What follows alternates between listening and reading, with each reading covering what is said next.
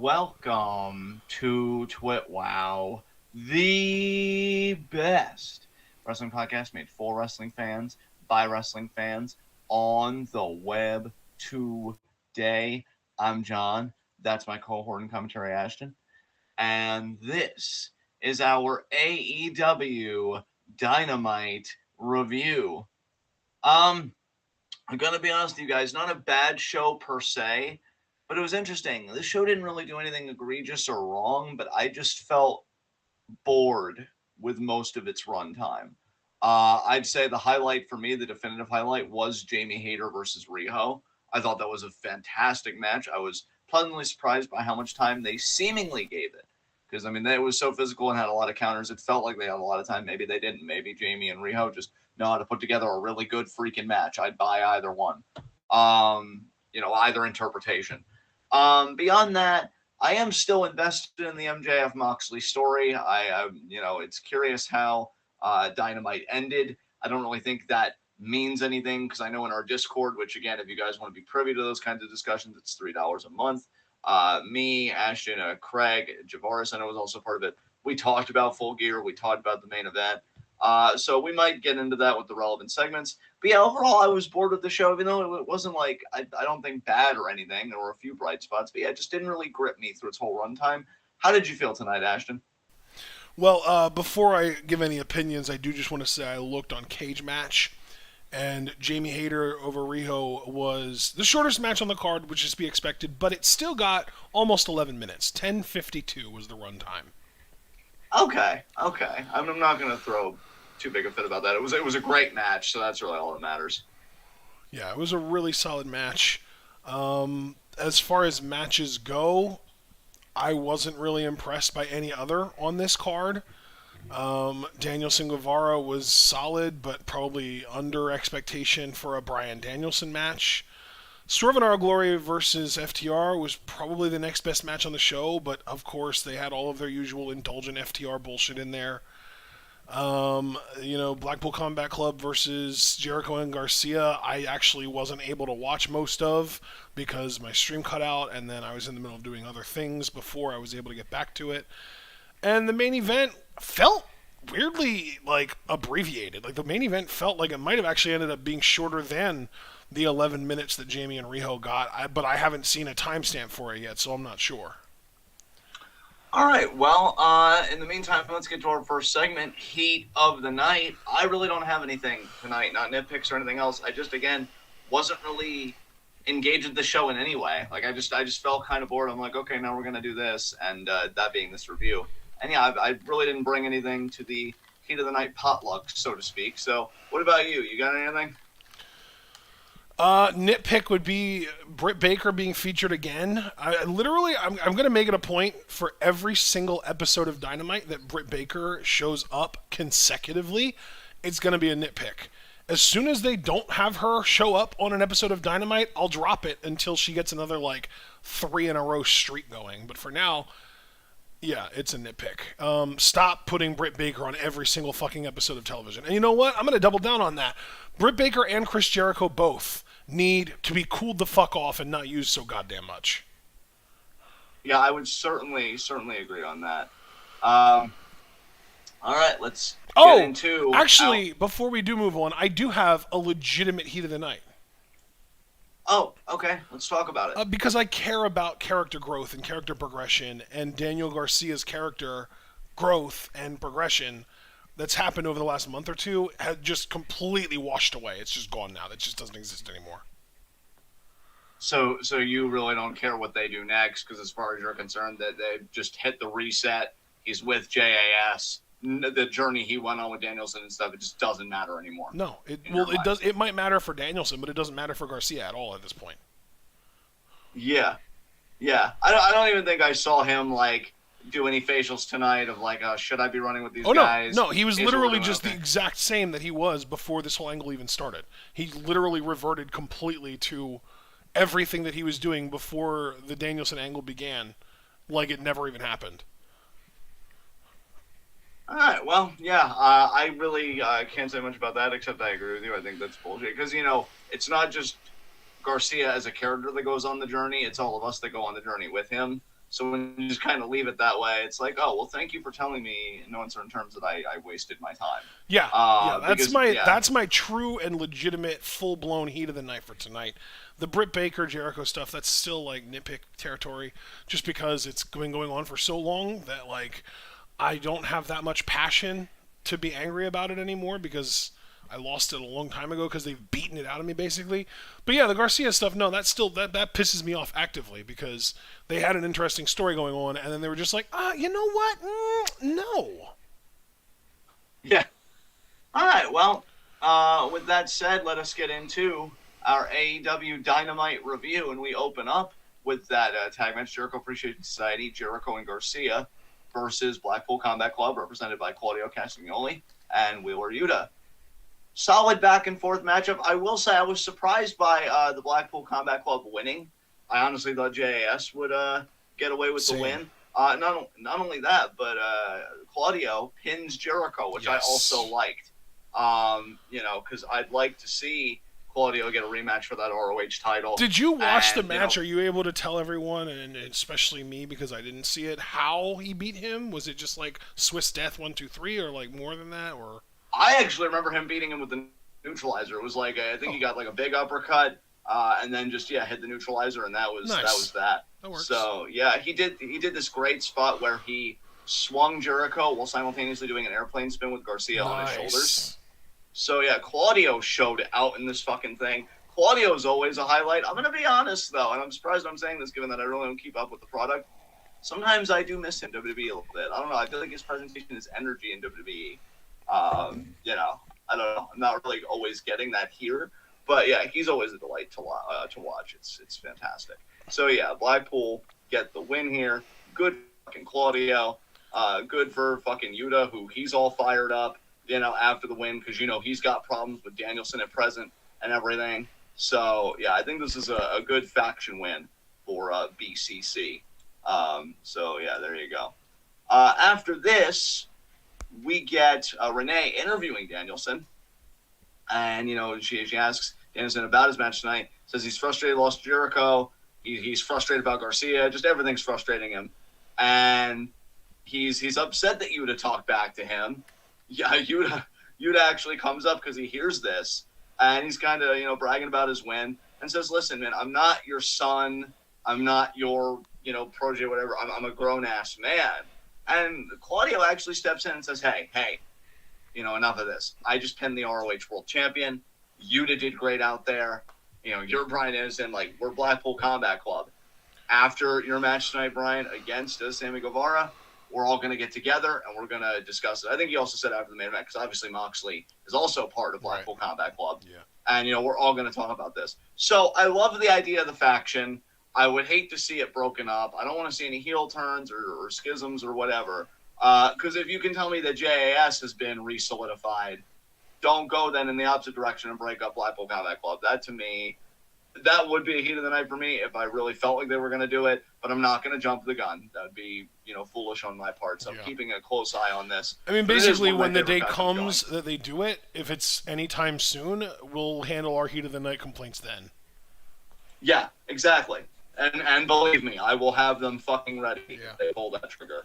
But that remains to be seen. So by the way, I'd also like to point out, God, AEW needs quality control or something, because this is the second time in, I believe, as many weeks, because I'm pretty sure that 2 weeks ago was when Hangman cut this promo, that we've had guys cutting promos on how they aren't to be, they're to be taken seriously and that they're grown men. Because Hangman did the whole thing with Moxley 2 weeks ago, I want to say. And now we've got Yuta doing the same damn thing here with Danielson. I'm like, guys, do you not watch your own product? Do you not realize that you're cutting the exact same promo that was just cut 2 weeks ago by someone else? Good Lord. Are they trying to get a point across, basically, that Danielson and Moxley and maybe even Claudio, if we get a third promo like this sometime soon, are dismissive of the younger guys on the roster and that they don't respect them? Or is it literally just a lack of quality control? Because that's what I'm expecting it to turn out to be. It probably is. Yeah. I'll just end the suspense right now and say it probably is. Yeah. So after that interview, we actually did, and this was one of the more interesting parts of the show that I didn't mention in the recap intro, just because I wanted to save it for here. We do get a vignette, Kenny Omega and the Bucks, and they do this kind of dissolving effect of the voiceover of, the Elite talking about everything they've accomplished and everything. So clearly, they're going to be brought back into the fold. CM Punk, again, last we heard, there was a buyout negotiation happening. I'm willing to put stock in that rumor, but, when something's finalized, I know the whole wrestling world will know, and will act more then. But yeah, good for Kenny and the Bucks. Mainly Kenny, really. There's a part of me that still really wants to like Kenny. I remember when I was a big fan of his New Japan stuff, and I've never quite had the same fandom since. Bucks, I've honestly never given a shit about. I'm exhausted on the Young Bucks, so I'm just being honest. Kenny, though, it'll be good to see him again. Hopefully, that leads to some interesting things for him and for AEW. After that, we get a JAS promo. Jericho said, he blames Cassidy only for bringing in the bat. And, it was Claudio's fault. And then we get the news that he will be challenging a former ROH champion for next week. So they're leaving it kind of ambiguous. It was a silhouette in the graphic. So it's going to be a surprise for us next week. Who do you think it is? Do you have any idea? I don't know for sure. I think there are a lot of options. It could just be Claudio. That's probably the least suspenseful, person that it could be. Nigel McGuinness is free, and he's made it clear since getting let go, or since his contract ran out with WWE, that he didn't get forced to stop wrestling. He didn't stop wrestling because of concussions or injuries or anything. He just chose to stop wrestling so he could come back, and it could be him.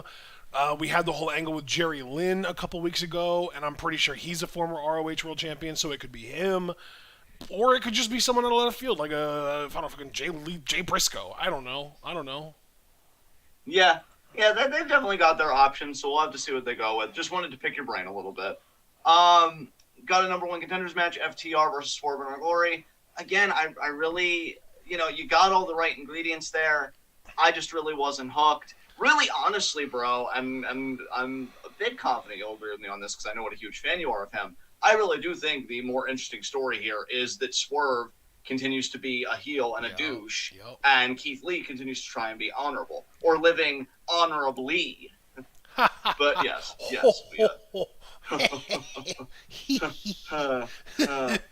God, I am, wow. I can just tell that the pastor is calling my name. But yes, that is the more interesting. Yeah, that is definitely the more interesting story to me happening, is the idea that while Swerve is turning heel, Keith Lee maintains his babyfaceness. But I will give AEW credit. Where it's intriguing is the tag team for now is staying together. And they could maybe even do something unique with the breakup ultimately when it happens. But I like that even though they've got a face-heel dynamic in the team, that hasn't threatened its internal stability. In fact, if anything, now they are going to be able to challenge the Acclaim for the tag titles again. So I think I've even joked about this. If you and I were wrestlers and in a tag team, I would just be definitively heel. You would be the babyface, but it would never break down. The cohesion would remain intact, and we would just be weirdly successful. I know that's not what they're doing here, but it's just interesting to kind of see that play out in a microcosm in this match, because you see Lee totally working babyface with his power offense, and yet Swerve's the one that really turns the tide with the low blow at the very end on Dax. Doesn't that make Keith an enabler, though? Does it, though, if he's not aware of it? If he's not aware of it, no. But if he has any awareness of it, or even an inkling of it, and he's doing nothing about it, I would argue that there's some enabling going on here. Because here's the thing with Keith, right? And this is where he's going to be kind of, as a character, it's going to be an interesting point for him. And obviously I'm not blaming Keith himself. It's how he's written or presented. I don't know how much creative control he has, blah, blah, blah. But, clearly he knows that Swerve has got to, because he's called him out on Twitter. He's even said, backstage just last week with the whole FTR promo thing, Swerve, would you just give it a rest? So he knows that Swerve has got a certain chip on his shoulder, a certain attitude.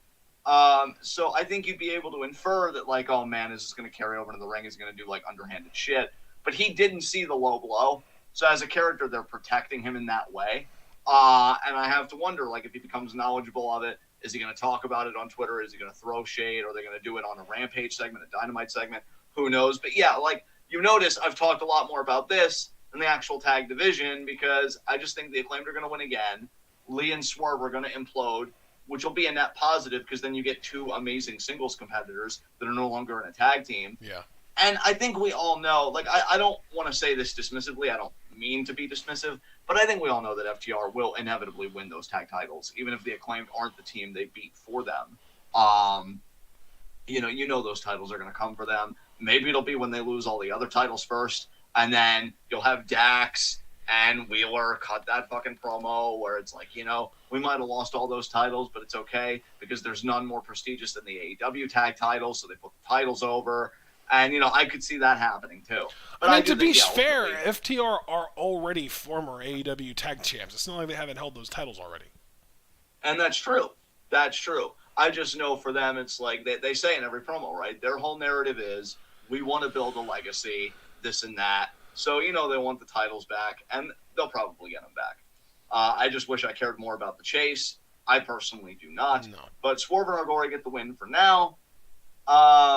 And, yeah, then we get Britt Baker confronting Saraya.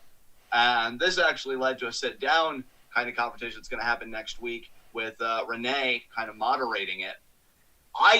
This has to be leading to Saraya versus Britt Baker.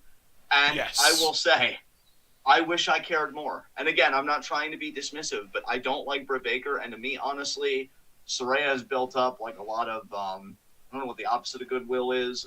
Bad will? A lot of bad will. She's been very alienating. That's a word I'll use. Negative press, maybe?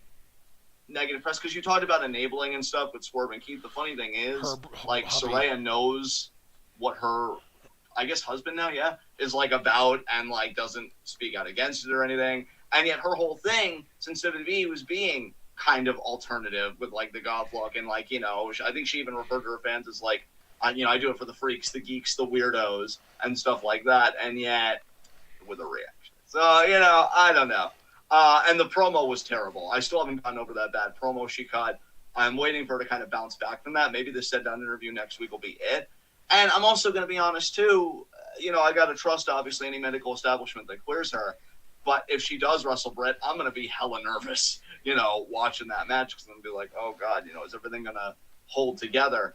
So, yeah, I have to assume that's what it's leading to. I mean, do you agree with that? I mean, she's already gotten physical with Britt, so you have to imagine a match is inevitable, right? Absolutely, yeah. As soon as they got physical the first time, we knew. Like, lock it up. Lock it in. That's definitely happening. And if it doesn't happen, then somebody did something wrong. Because you don't just tease that shit. That's fucking Chekhov's tease right there. Yeah, I mean, it is AEW, so we'll have to see how that goes. And then, yeah, we get MJF segment. I'm going to be honest, I had stream problems like throughout the night. I think the second half was more stable than the first half. But, yeah, I mean, MJF, again, I'm saying this for the third time now, not to be dismissive, but he pretty much cuts the same promo here. So if you guys missed this, if anybody's an MJF fan, you really didn't miss much. I guess the only interesting thing would have been that, Stokely Hathaway does interrupt him, and I popped seeing Stokely. Stokely's fucking great. I will never have a problem with Stokely Hathaway until that man gives me a reason to make him a problem. And I don't think he will because he's a goddamn king. Comes out and says, like, oh, yeah, we get it. You want Moxley at 110%. So it's almost like Stokely kind of interpreted it as, you're giving us a secret message. You're giving us marching orders. And MJF's like, no, I'm not playing. If the firm even looks at Moxley, you're fired. And then, he does it. And then he's like, now it's time for my super over catchphrase. 3, 2, 1, I'm better than you, and you know it. I don't know how loud the crowd said it, because this is where I did have stream problems. But I knew yeah. They were pretty fucking loud. They were like, dude, this crowd was eating out of his palm. I mean, and that is good. But look, I mean, he's doing it. Whether it's somebody's cup of tea or not, it seems like more arenas when they're actually doing Dynamite. I mean, if he's supposed to be babyface, he's doing a great job. Yeah.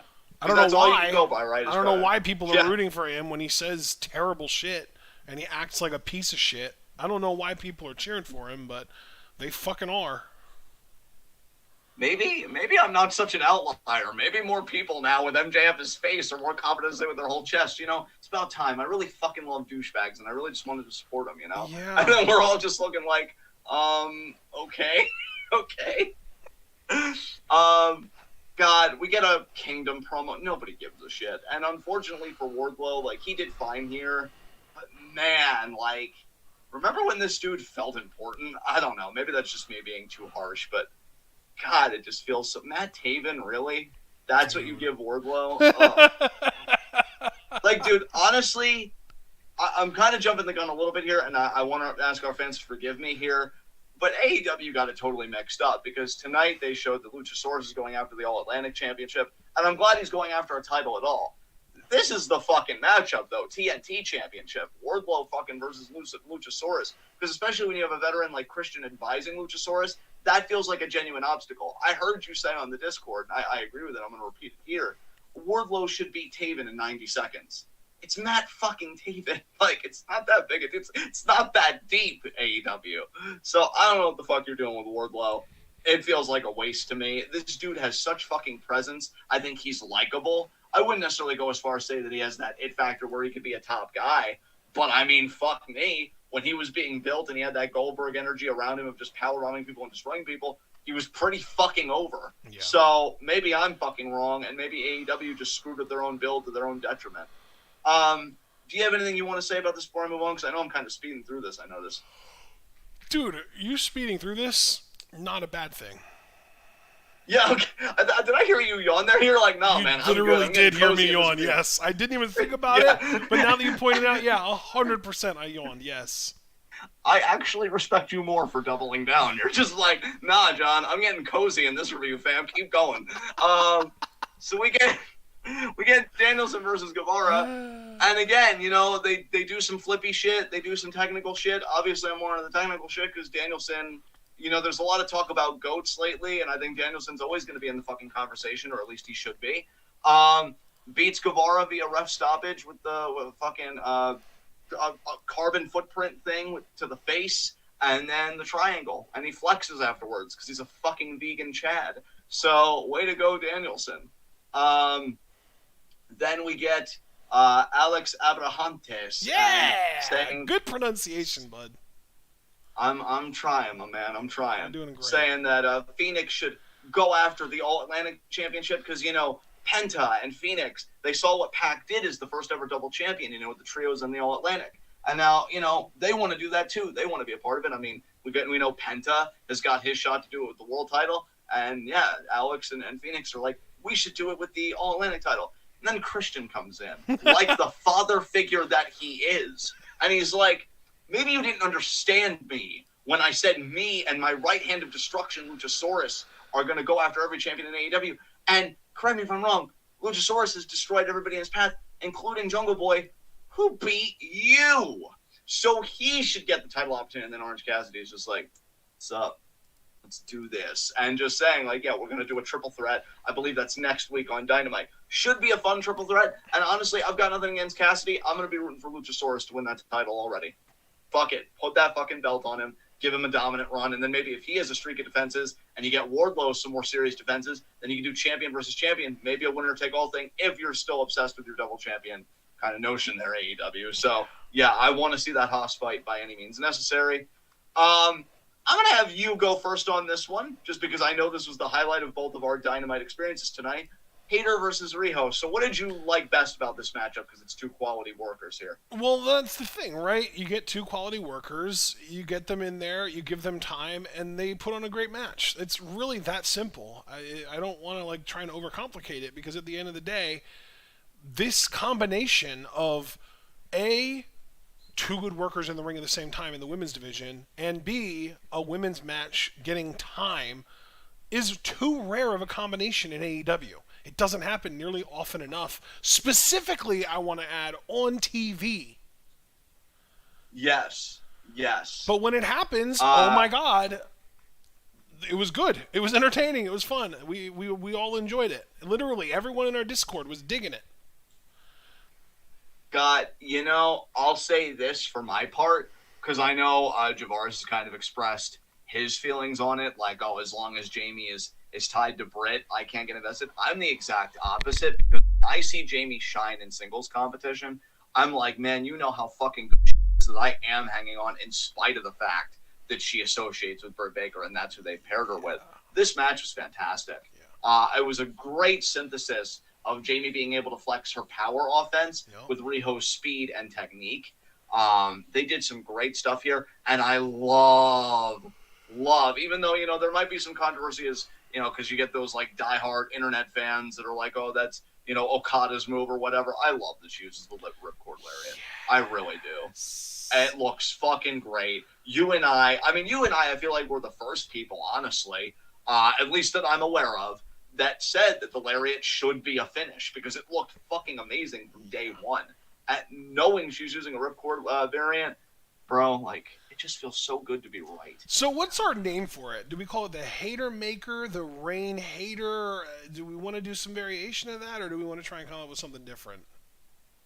I honestly love Hater Maker the moment you said it. Oh, I'm visualizing myself saying that in live reactions. So, I mean, if you think of something better, I love that, though. So I'm just letting you know I'm fucking cool with that. Yeah, okay. Works.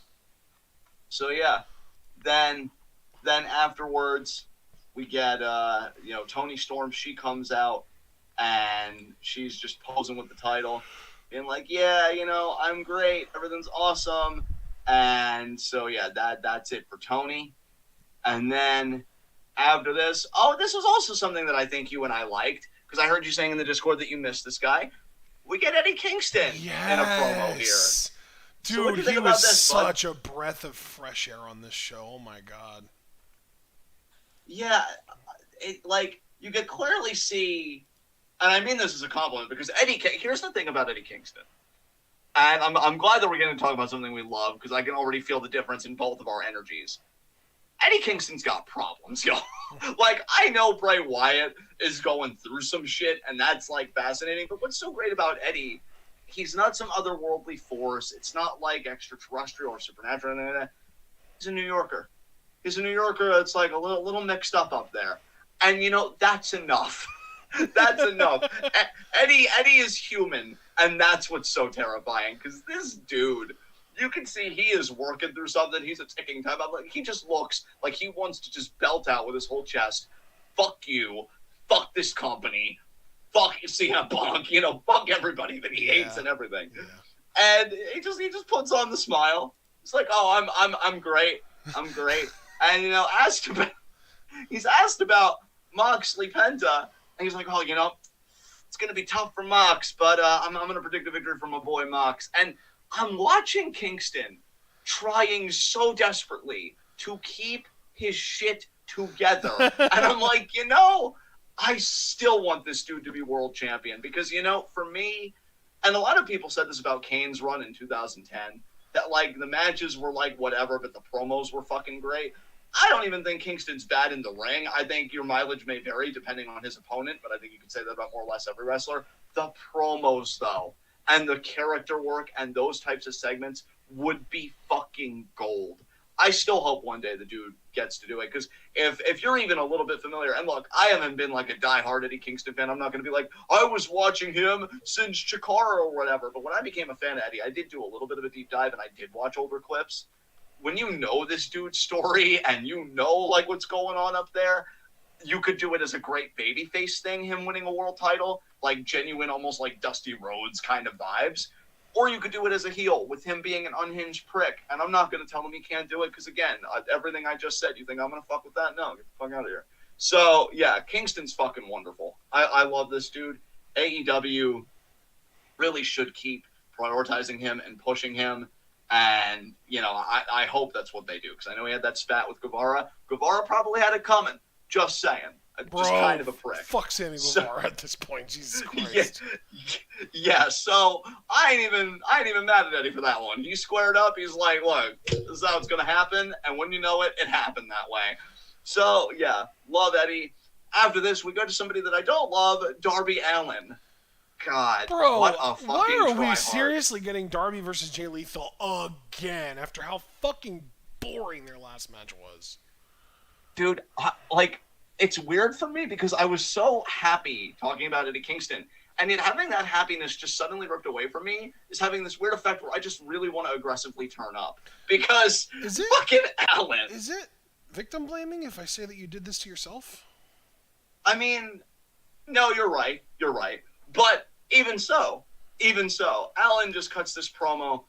You guys haven't noticed, or as you guys probably have noticed, Sting's been absent lately. And it's like, oh my God, this, like, it's so hard being me, but it's okay, because I'm the only one that can do it. It's like, fuck you, Darby Allin, all right? You're not the only one with problems. Your problems don't make you special. You're a fucking tryhard and a poser, and nobody fucking cares.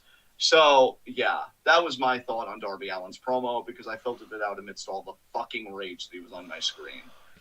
Then Lethal cut a promo, and here's the thing, too. To be honest, I kind of like Sanjay more in these promos these days, because Lethal, to me, and I noticed this a long time, and I let it go, because, honestly, it had a lot of mileage with me. But I'm just starting to get tired of him, like, channeling his inner Ric Flair, in a way, trying to do these promos. He's got that voice on, where he's serious, he's the cream of the crop and whatever, and it's like, he's solid in the ring, nothing against Jay Lethal, but it's like, dude, didn't Darby Allin beat you last time, and now he's probably going to beat you again, and I hate him, and, like, I'm counting on you to beat Allin, but that's probably not going to happen. So, like, I'm irritated altogether, is where this has left me. After that, we get Moxley Penta. Really not a bad match, but seemed like kind of an abrupt finish. Penta seemed like he was going for some springboard-type maneuver. Moxley intercepted him with, dirty deeds, and then fucking paradigm shift. So, yeah, gets the 3 count. Some cool spots here, but we knew Moxley wasn't dropping the title. You just made your main event a Full Gear for MJF Moxley.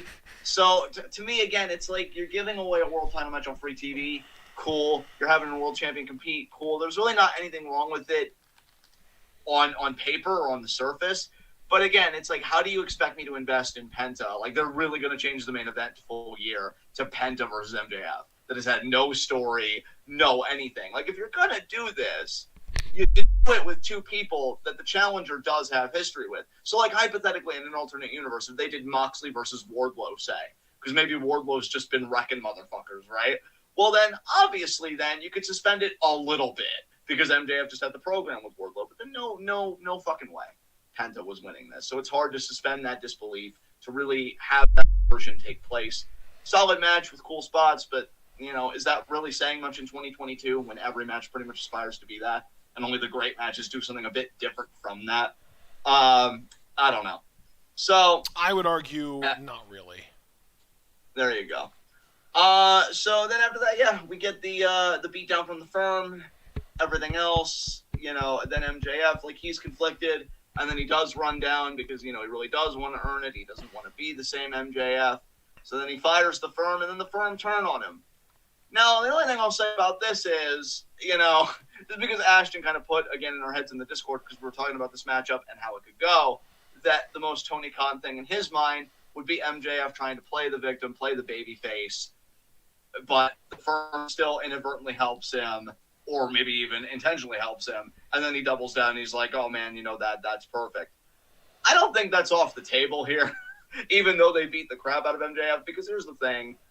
We don't really know yet what kind of company AEW is. I think a lot's going to be told about Full Gear as far as, like, their booking and their storytelling, because I've seen in TNA this fucking story. When Aces and Eights were running Roughshod, before Bully Ray was revealed as the leader, Bully Ray would get attacked by Aces and Eights, and he would pretend to stand up to them and all that stuff. So don't think, and this is not me trying to be a smart internet fan. I'm saying there's precedent where you can seem like you're a victim, but you were still a conspirator. And so I think MJF being attacked doesn't dissolve that theory that you had. I think it's still very much on the table. Yep. I hope they don't play it out that way, fucking obviously. Right. But, it could happen. So, yeah, we'll see. I would find it far more interesting if MJF just stayed this path and didn't, go mask off and be like, see, I fooled y'all, didn't I? And then Ashton's just like, no, it's all coming. Told everybody. Told them twice. And then I'm just like, no! Because my interest will just die. I already found tonight's show boring, even with this storyline being developed. If you don't really take it in an interesting direction, I don't even know why we're here anymore. So, yeah, there we go. That was Dynamite. And really, you say in an interesting direction, but I also have to ask, is MJF becoming the top babyface in AEW even really an interesting direction? it is to me in the point that he's still MJF in the sense that you're being this babyface, but you're openly flaunting that you're going to be the object of a bidding war in 2024. Which to me, like the babyface, right, is always like, no, I bleed AEW, you know, Right. and you know, like this is my home and stuff like that. No, MJF's like, no, you know where my home is? Where the money is. And like that just seems like such a, I mean, it's sensible, but it's a heel thing. Yeah. And here's the thing, MJF is not Brock Lesnar. Because I feel like Brock Lesnar could just be like, hey, look, I know I'm an attraction. I'm only coming here if I'm getting paid. I don't think he would lose all the pops because he's Brock Lesnar and he's got presence and like, you know, he commands it.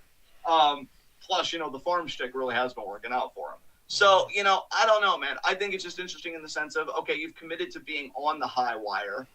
Now, can you walk it without falling? And I'd like to see them attempt it at least because look, either they crash and burn and we're part of internet culture for God's sakes. We'll probably laugh at some of it, be anguished by other parts of it, and just facepalm for all of it.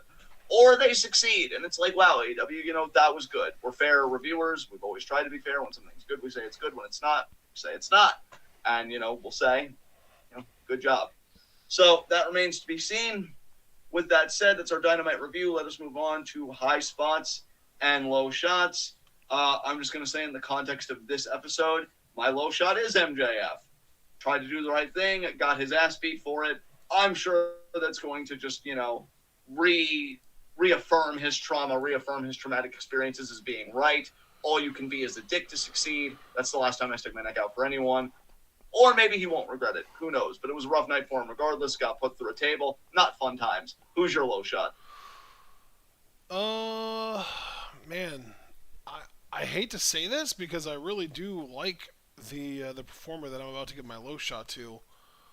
But given the very recent return and a recent win on Dark, I have to give it to Riho because it really felt like she was in line potentially for an AEW Women's World title shot, and now she just took a big L on TV to another top contender.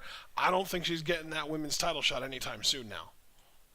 You know what, though? Which I like because she is a genuine draw and she's such a great baby face that when she does get the title shot, it should be a story and it should happen in an appropriate venue, not some random Dynamite or Rampage, which is what I feel like that they would want to do anyway right now with her just being back. But no, like, resist the urge, give it a story, give it a venue. I'm there.